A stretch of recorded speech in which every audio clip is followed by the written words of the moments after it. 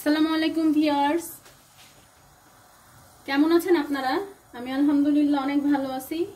আজকে আমি যেটা দেখাতে যাচ্ছি আপনাদের, যে সর্দি কাশি থেকে সুরক্ষিত থাকার জন্য বাসায় কিভাবে আমি ঘরোয়া পদ্ধতিতে হোম রেমেডি বানাতে পারি। সেটার জন্য খুব অল্প জিনিস দিয়েই এবং অনেক সহজেই যেটা আমি বানাচ্ছি আপনাদের দেখাচ্ছি।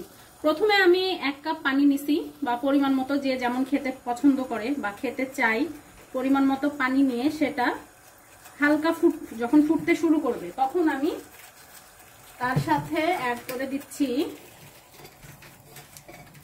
এই যে আদার উচ্ছিষ্ট অংশ। আমরা আদা রসুন যখন বানাই, পেস্ট করি, দেখা যাচ্ছে যে আদার উচ্ছিষ্ট অংশটা আমরা ফেলে দিই।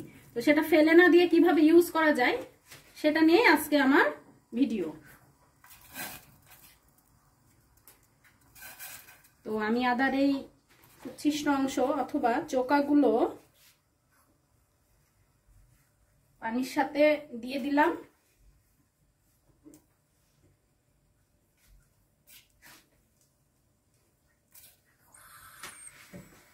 তার সাথে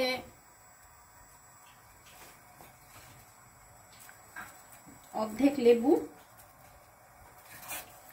এবং আমি লেবুর এই চোকাটা যেটা আপনারা দেখতে পাচ্ছেন সেটাও আমি ফেলতেছি না, এটাও আমি পানির সাথে দিয়ে দিচ্ছি।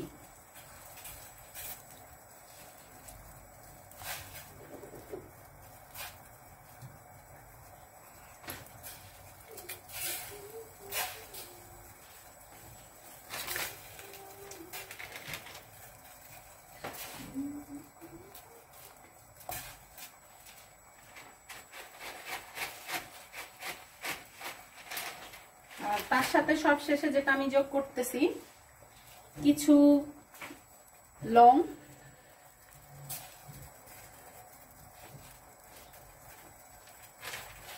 এবার এটা কিছুক্ষণের জন্য ফুটতে দেয়া যাক।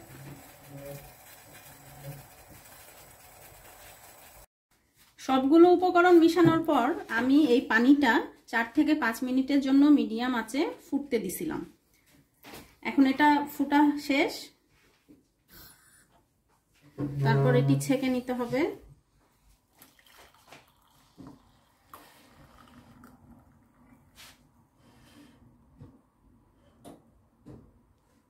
ব্যাস, আমার খাবার জন্য এই পানীয়টা প্রস্তুত।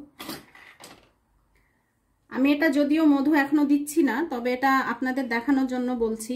পানিটা কিছুটা ঠান্ডা হবার পর আপনি আপনার ইচ্ছে মতো এবং যতটুকু প্রয়োজন মধু মিক্স করে এই পানিটা খেয়ে নেবেন।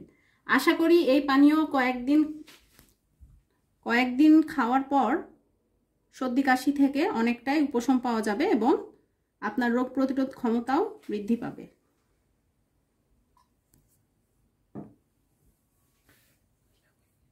আশা করি ভিডিওটা আপনাদের পছন্দ হয়েছে। যদি আমার ভিডিওটি পছন্দ হয়ে থাকে অবশ্যই লাইক এবং সাবস্ক্রাইব করতে ভুলবেন না। সো আল্লাহ হাফেজ, ইনশাল্লাহ আবার দেখা হবে।